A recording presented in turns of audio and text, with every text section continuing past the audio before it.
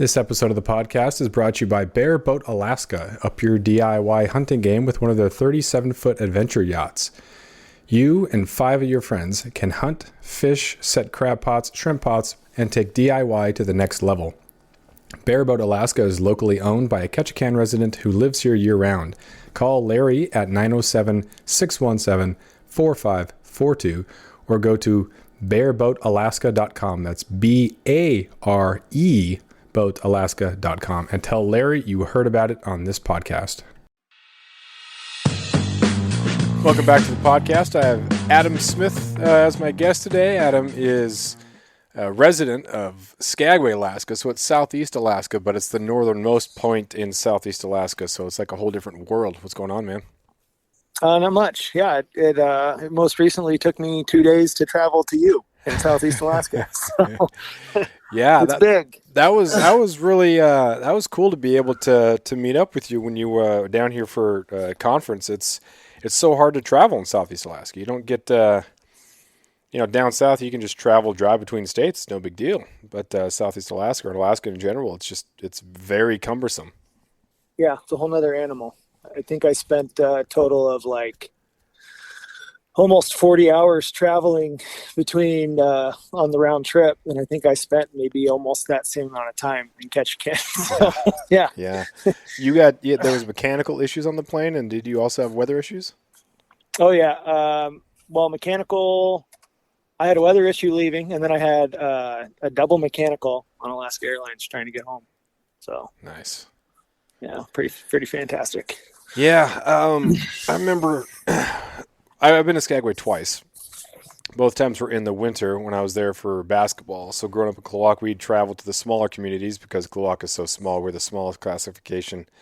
So we'd go, to Hoonah and Angoon, on these places that don't even have Alaska Airlines. And so we would get, we're in one of those float planes, and people, they make their video content or their hunting content about taking these small planes out there and, we had a really good bush pilot. And I'm like, those bush pilots get really good by flying in the winter.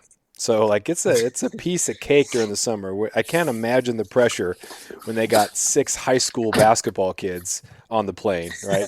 They're not making dark humor jokes. They're like, all right, here we go to Hoonah, buckle up.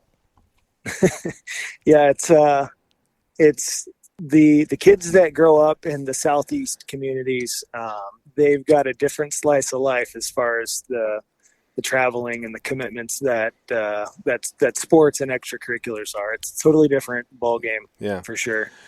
Growing up in Kansas, you had similar in that, I'm sure, a very outdoor oriented growing up, and then also the value of sports, particularly football.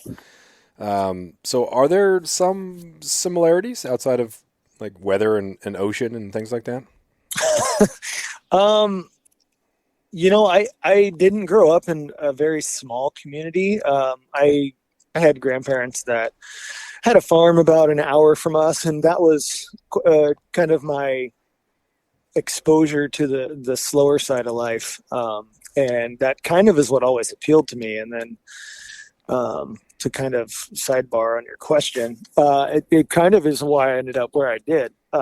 But as far as similarities between, how big, sports are big everywhere. There's just a different emphasis and a different competition level. But definitely I guess the way to put it is the culture of sports in Southeast, it's different.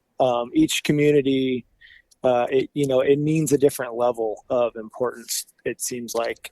And like here in Skagway, it's and like most Southeast communities, it's basketball, right? Mm-hmm. But I'd say that the passion and the culture is the same, but it's just I think that it's very different levels of competition. Yeah. But yeah, it's as far as that goes, like the small communities and, like we hate you on the court, but we'll still take care of you and feed you after the game. Like, yeah. I don't think you see that down south like you do here. No. And that was one of the big things when we would travel to some of the larger communities, we get housed out. So when I went to Juneau for cross country, I'd be staying in the house of, some other athletes, because they knew that, like, you just put your house up. If you have kids who are in high school, you allow other kids from other high schools to stay at your house because you will eventually be on another trip. And so it's a crazy thing that when I told my friends down south, they're like, that doesn't even make sense. I said, well, it has to. You go to these places that you can't afford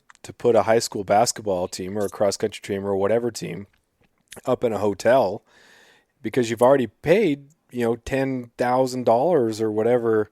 Like, the operating budget for one sport here is usually what the whole athletic department is at a down south high school for travel. Yeah. So you can't afford the hotels. And so when we went to small communities, we would stay.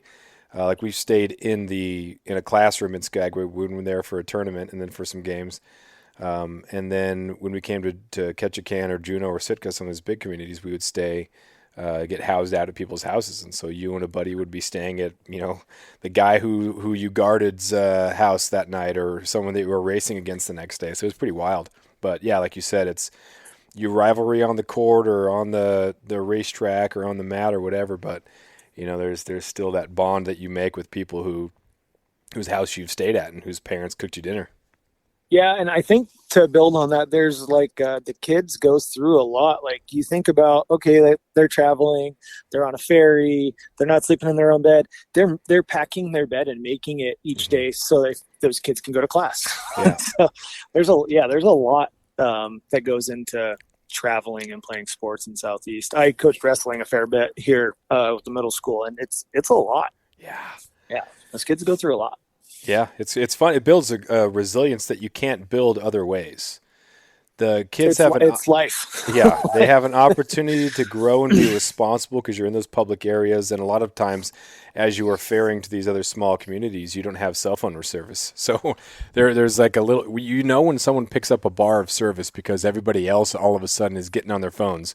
And then it goes, then you leave service again and everyone's just back to hanging out, talking and whatnot. And then summer jobs, you got, you're guiding kayak tours, or you're dealing with tourists. It's not a typical down south type job, so you get a lot of responsibility and you got a lot of dealing with people. So it's a very unique place to grow up, but there's a lot of skills that you learn by being a kid up here. Yeah, 100%. It's I think it's a great place to raise a family, and it's I leave the keys in my ignition 24/7, 365. So you can't. There's not a lot of places you can do that anymore. Yeah, that's true. Well, let's. That was a 7.5 minute started in the weeds. Let's talk about mountain goats, because you are mountain goat. Do you ever use the word expert? Yeah, aficionado. Do you ever call yourself an expert in anything? No. I think if you're a self-proclaimed expert, you're pretty ignorant, because there's always something else to learn, right? Yeah. It makes me uncomfortable. I know some people are experts, but if they call themselves that, I'm like, dang it. Yeah. So you are an experienced mountain goat hunter, and you are also the Southeast Alaska regional representative for the Rocky Mountain Goat Alliance. Yeah. Yep. And how does that happen? Well, so, gosh, you have to go back years to when they were starting to kind of get their feet off the ground, and I'd reached out and was like, hey, I think we could use a fair amount of education here in Southeast. And at that time, it was, the guys running it weren't really sure what direction things were going to go.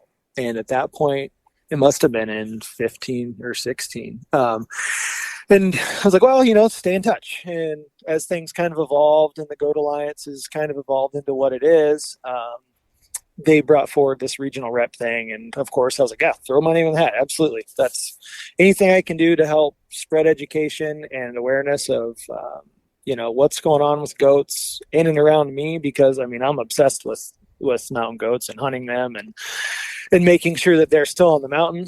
And I just kind of was like, all about it. Whatever I can do, let me know. And it's not a whole lot. It's the regional rep thing here. It's just more or less being in tune with what's going on and the local issues. There's how many different units are there here in Southeast? 4. and it's like I'm still like tip of the iceberg trying to grasp what's going on in Sitka and in Ketchikan Hmm. and the different issues with the different herds and what hunters are wanting to see change and so forth. But yeah, I think for me it was just how can I help? How can Yeah. I be a part of something, and do what I can for the resource, I guess. So there's being part of things. Anybody can pay their $35 or whatever and be part of some sort of organization or council or something like that. But you have, like, as a representative, like that's one level up. And then also, talk to me about the proposal that you have, because mountain goat is one of those iconic hunts. I think people are more like Dall sheep now in Alaska and probably like a tundra caribou, but mountain goat is definitely one of the hunts that people want to do. But it's kind of you can disproportionately impact the population. It only takes a couple winters, or some predators, or shooting of a couple nannies, and things can get a little bit hairy. Kodiak has an excellent population, and so they have regulations that are much more liberal than down here in Southeast Alaska. So talk a little bit about your proposal and why you drew it up.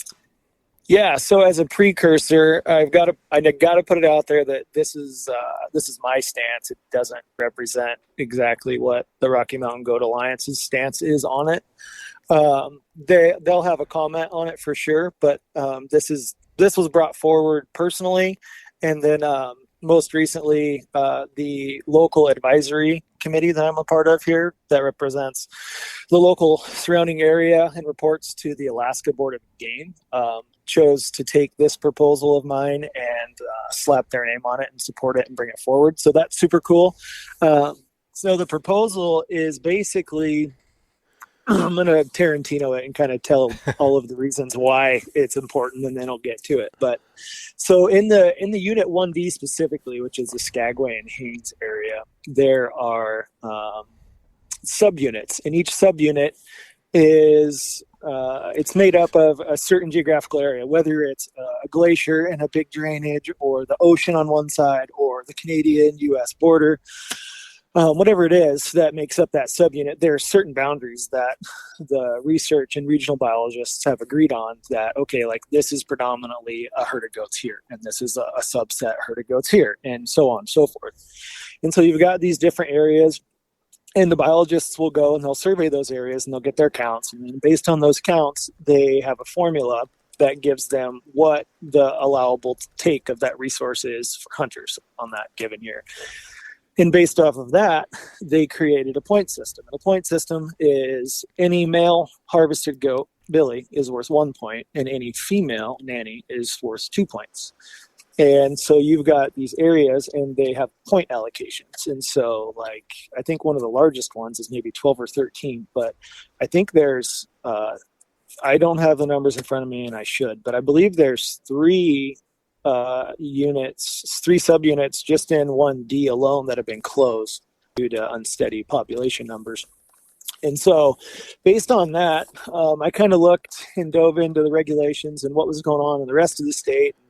Like you mentioned, Kodiak's got a really good, healthy population of goats, and they're actually now requiring, on the south side, there's a registration hunt on the south side of Kodiak Island, where hunters are allowed to take 2 goats, but now they're required one of those goats has to be a nanny. So, which is super cool, super great. If people don't know about that population of goats, they were transplanted, I believe, in the 70s. You'd have to quote, you can't quote me on that. You'd have to look it up. But so I saw that reg and I was like, okay, that's cool. There's a reason for that. Chatted with that biologist. Super cool.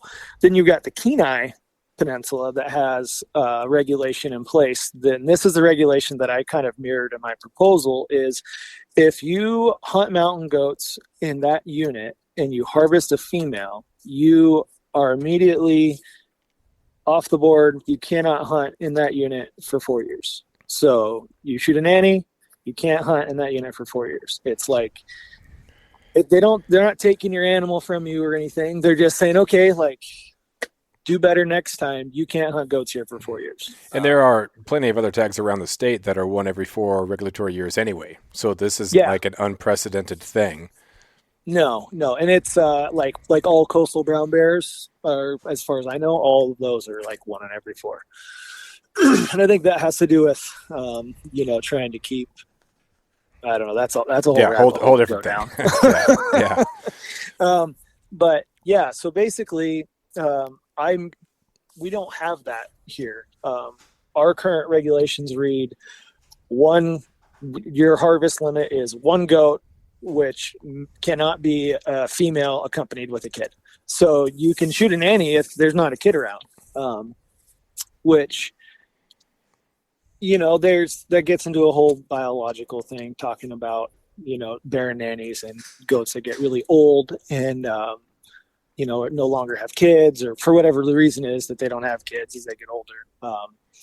But my whole thing was like, okay, we've got a fragile population of goats, obviously, because we have some very low numbered subunits for the yearly point allocation. And it's like, well, why aren't we doing something more about it?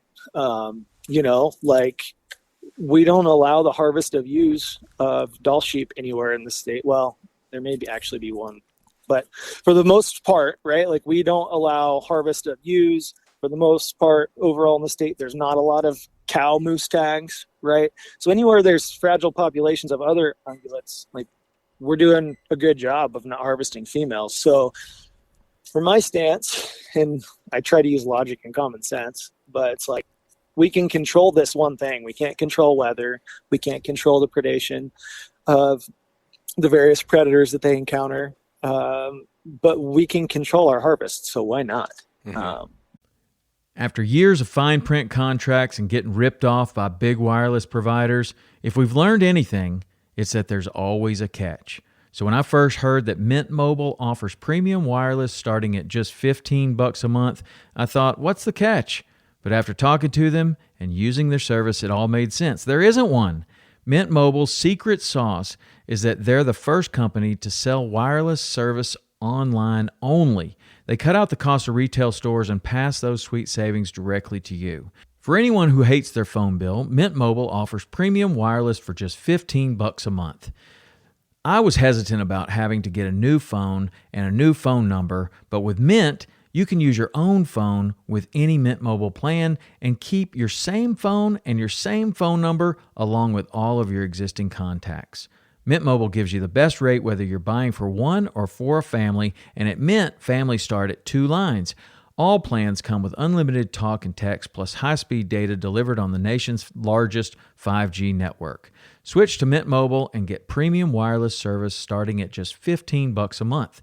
To get your new wireless plan for just $15 a month and to get the plan shipped to your door for free, go to mintmobile.com/waypoint. That is mintmobile.com/waypoint. Cut your wireless bill to $15 a month at mintmobile.com/waypoint. So basically, my proposal is just to see the same thing that's going on the Kenai happen here in Southeast and in 1D specific in particular, but it's something that, like I said, I haven't dove down the rabbit hole to really talk to enough locals in these other units to see if this is something that would be better blanketed for all of Southeast, and maybe anywhere that we don't need to be harvesting nannies, it should be a thing too. But essentially, the penalty is just and we're starting low, and it's just 1 year you can't hunt goats the next year in this unit. So you shoot a nanny in 1D, you're done for a year. Yeah. I think 2 things, actually. I got to make sure I get them both in. One is for the draw hunts, if it's one of those almost a once-in-a-lifetime draw because the likelihood of drawing it again is so low.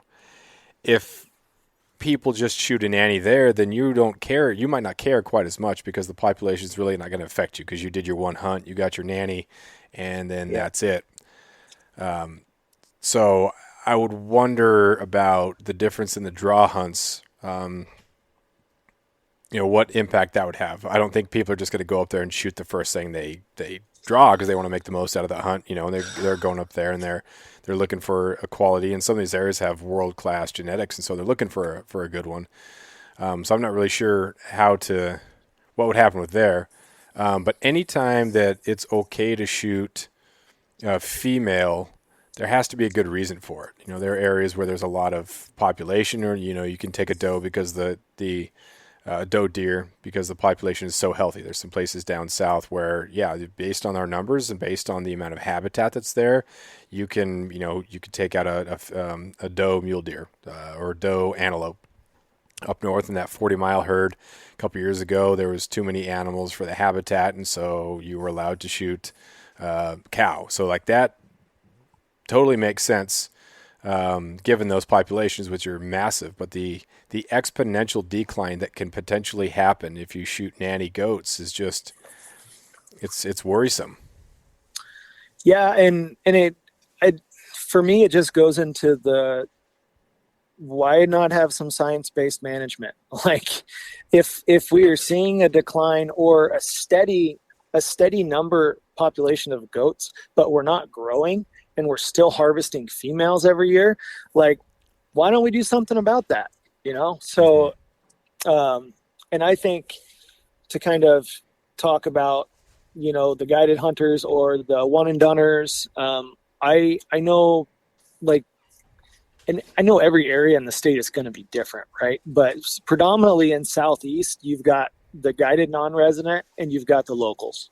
And I haven't talked to every guide in Southeast. Obviously, I hit the ones close to me, right? Yeah.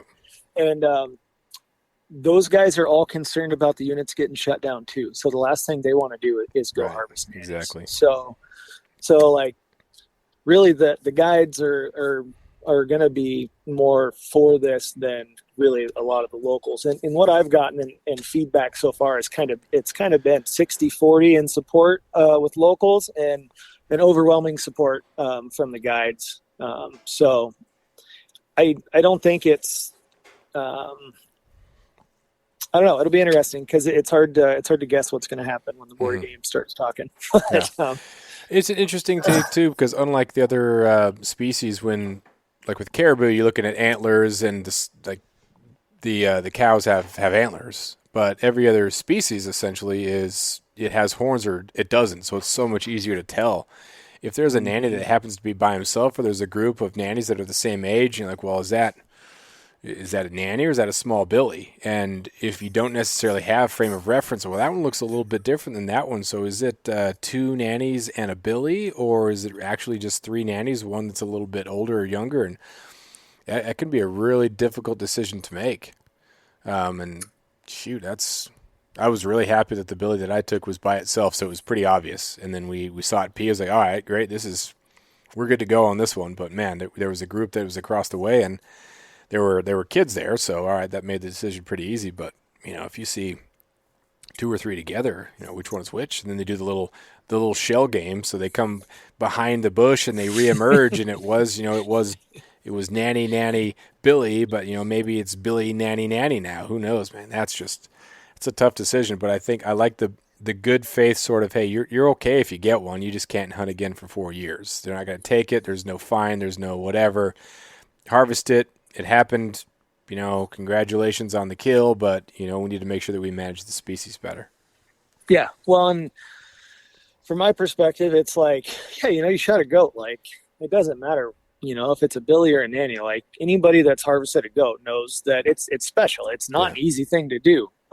But it's also in the same breath, it's like, hey, do better next time. Mm-hmm. I think there's a lot left to be desired as far as what's available for education on identifying mountain goats. The Rocky Mountain Goat Alliance has done a very good job and are continuing to do a good job on education. And anybody that's not familiar with them should check out their Instagram page. They do like almost a daily quiz of, okay, here's this image, and what do you think it is? And it's kind of you can get sucked into social media doing it, but it's a great tool, and their website has some great videos. So I gotta kind of plug that for people that aren't aware. What a great, valuable resource the Rocky Mountain Goat Alliance is for that kinds of stuff and those tools. But I think ultimately the issue, the overwhelming issue, isn't that people are going out there trying to shoot nannies. It's ignorance. I think people don't know. They're not Mhm. educated. They want to go goat hunting, and they get up there, and maybe they get overwhelmed. Maybe they don't care. But yeah, like I said, I think anything we can do is worth its salt. Mhm. Yeah, we talked about this a little bit when you were down here, and kind of switched gears a little bit because I think we covered the goat thing pretty good. Unless there's anything you want to add. No. Okay. I would urge anybody that feels strongly, in my opinion, on my side. If you have other opinions, I don't care. But if you want to voice your opinion and let your comments be heard, I'll throw up a link on my Instagram profile for people to go where they can comment directly to the board of the game. And any supporting comments are always beneficial. Mhm. So now moving on to the social media aspect. Social media, it's a fascinating thing. It's a great thing. It's such a great tool. It connects you to so many great people. You can market entrepreneur on it, become educated, but there's also that downside. As an Alaskan mountain goat hunter, you could be posting daily of the same mountain goat over and over and over, and you could throw back Wednesday and throw back Thursday, and you could just really blow up and get hundreds of thousands of of followers potentially. What is your approach on responsible use of social media so it doesn't, I don't know, just go to that dark side? I think everything can be done at nauseum, and it can be done with taste. I think I don't know. I think as hunters, as outdoorsmen, I think that you've got to be careful with the resource that you're posting. I mean, how many? I get on social media and go and try and poach spots. If you're dumb enough to post a body of water behind you, or the wrong long drainage that gives away where you were at, like it's it's like we were talking about when I was down there. We were talking about how different species of animals, there's kind of like, you could call them honey holes, but sometimes you run into places where you don't see animals for days, and all of a sudden there's a pocket. Mm-hmm. And for guys that have nothing to do in the wintertime and live in Alaska where it's dark and it's cold, like, it's a great time to get on social media and poach spots. Yeah. It's a terrible thing to do, but it happens. It's happening.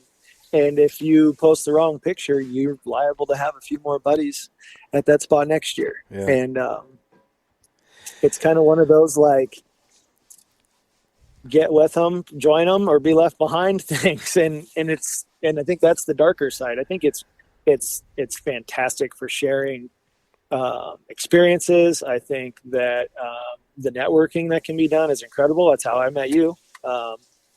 I've made some really good friends through social media, which it's 10, 15 years ago, we would have been, if we had admitted to that,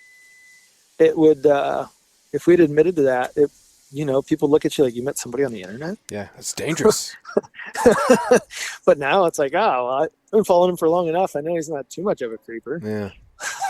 Yeah, it's such an interesting thing. I go back and forth on some stuff, and it seems like it varies a little bit between species too.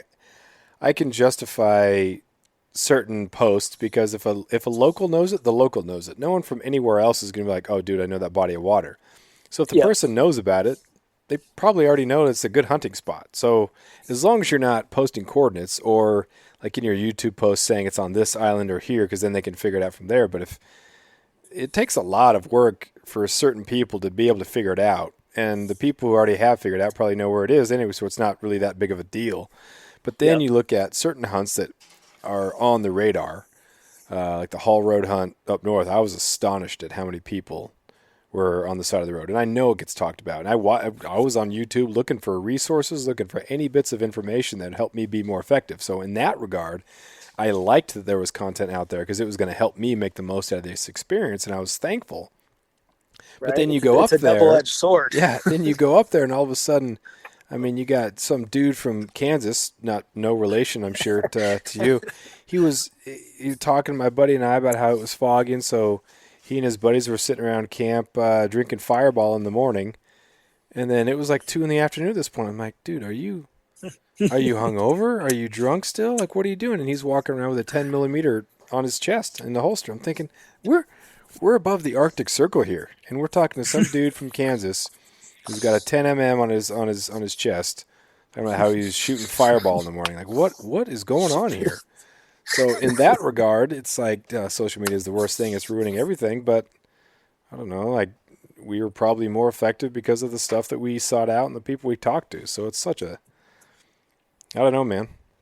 It's a convoluted topic, right? Because you can go down a rabbit hole either way. Like, as far as draw hunts go, I absolutely share everything from those, because if you're going to be 1 and 2 Alaskans that draw a sheep tag, and you draw that tag and you figure out that I had it, call me. I'll tell you where I found them. I'll tell you how to get to them. I think that social media is great for that. Mm-hmm. As far as like looking up, who had this tag last year? I do this tag. I can. If a guy is resourceful enough, he can go in and see, who had those tags or who puts in for those tags, and you really can gain a lot of information that way. Mm-hmm. And I think that's super valuable and a great tool in that regard for sure. What about from the entrepreneurial thing? You've started this Smith Sewn Customs, and you're making some awesome bags. You made me a kill kit bag, and then one I'm going to use for all my food. The best way, it's free marketing, man, to be on social media there. So all you got to do is make 3 meaningful posts a day about your Smith Sewn Customs, and you'll have thousands of followers. That's what it sounds like. It's a lot of work. I'm just hitting the tip of the iceberg there, but that whole sewing thing, it started out just kind of as necessity. I wanted some stuff, and it wasn't exactly made the way I wanted, so like, I'm just gonna start sewing. Mother-in-law gave me a sewing machine. I was like, go for it, and it's just kind of snowballed from there. And like I said, tip of the iceberg for me. I'm still trying to wrap my head around the whole entrepreneurial thing via social media. But what I found is there's an overwhelming amount of support from guys that, the guys like us that speak the same language. Mm-hmm. It's like, you need something made. You want something, you want me to add a zipper to this, or you blew out. Like, I got a buddy that's sending me a sleeping bag. He wants some synthetic insulation added to the backside of it, stuff like that. And so it's like, yeah, man, like it's super cool. It's fun. Keeps me busy in the dark times of winter when there's not a lot going on, and the goats are down in the trees and season's closed and there's nothing to go after but shoot them with the camera through the spotting scope. Yeah. So, like I said, it's a whole new world to me being a quote unquote business owner, but really I'm doing it for fun. Yeah. I think that's cool. Especially with the way the marketing goes. It seems like there's a lot of companies on there that are really into the engagement, and it just seems like a desperate struggle for eyes. And it's the more that I market myself online by sharing articles and whatnot, the more, clicks and views and everything. But I don't feel like making 2 TikToks a day, or, I'll usually kind of have a story going or something like that as a way, hey, this is kind of what's going on in Southeast Alaska. But man, I don't want to try to be an influencer. I did a couple like video clips from podcasts and posted those. I thought, man, do I really want to try to do the whole clip thing? Do I want to recycle what I heard someone else say and try to pawn it off as me being some sort of insightful whatever person? I don't feel like doing that. And maybe that means I wasn't destined to be an entrepreneur, or I'm only going half speed or partial send or whatever. But man, there's a lot of stuff about marketing on social media I just don't feel like doing. Yeah, you got to drink the poison, I think, and it's like I think what you're doing is tasteful. I think you can definitely fall on the wrong side of that, but at the same time, like, if you're making money doing it, I got to commend the people that are doing it. It's not for me, I guess. Yeah, there's some people who have big followings, and just the way they carry themselves is very, very admirable. It seems like they're never tempted by that stuff. The patience that Tyler Friel has when he's commenting back to people who are, he writes, if he even types 6 point, people are already on him about whatever, anything. And, people who probably haven't even been to Alaska are just telling him how to sheep hunt or how to shoot or anything like that. And yet he goes through, and he'll make some comments about the article that he wrote for Outdoor Life. It's madness, but he's definitely not one of those self-promoting type guys. He's pretty funny. He's a confident dude, but you listen to his podcast and he's not one of those, I want to be an influencer, I want to be a name in the industry. Like, he just does his thing, does it well, and he gets the attention that way, which is very admirable. Yeah. I've talked to Tyler on a few occasions. I like that guy. I think there's validity in just doing your thing, and there's, no matter how good you are or how great you are at what you do, like, somebody's gonna think you're doing it wrong. So screw them. Bounce hand. I'm gonna mind my business, and I think 100%. Some of the people with the best reputations for hunting that I've grown up knowing and whatnot and still live around here, they don't even have social media. Exactly. Yeah. Like, this person, if there was we had to have one person kill an awesome blacktail on any day, to beat China or whatever, then they're people that are not influencers that I would choose. I'd even choose some of my former students. If the world depends on it, I pick you. You're going to get the deer to save the world. That makes no sense at all. I don't know what would have happened where that would be the case, but that's refreshing too, that you don't have to sell out. You don't have to do all that sort of stuff. You can just do your thing and probably get a lot more enjoyment and less stress out of it. But if you're an entrepreneur or something like that, then you have to market. So. Yeah, right. It's like this. Well, it's like this instant gratification world that we're living in, and it's like I don't know. To me, I feel like I think we talked about it when I was down there, being a silent giant. Like, if you just quietly do your thing, and you don't have to post everything you kill, and if you just quietly live your life and you don't have to get gratification or validation from people around you, I think maybe you're onto something bigger. Yeah. So what does your next year look like? You have a couple more hunts this year, and then what does next year look like? I don't know. I'm gonna try and kill a goat here in the next month as the rut starts to get going and they start to drop down. But I've been chasing goats here in the trees and the alders of Southeast for a few years with my bow, and I've been eluded. So I'm gonna bang my head against the wall again, I guess. And then next year, I'm expecting another son in January. Nice. Congratulations. So, while I'm doing some midnight feedings in February, hopefully I draw some tags and can start planning. But until then, I don't know. I'm going to hunt a white critter. I'm going to hunt sheep or goats, which either of the two it is. I don't know yet, but I can promise you I'll be hunting sheep or goats in August or September, and I'll be baiting bears in the spring. Nice. So aside from that, we'll see what happens. Do you do any blacktail get down here for any of that, or do you go caribou up north, or? I've done Kodiak a few times doing the goat and deer thing. It's every year I've got a group of buddies that they're actually on Admiralty Island right now, blacktail hunting. It's it's just never good timing. And, between family vacations and work leave, if I'm going to spend leave, I want to spend it chasing a white critter. Mm-hmm.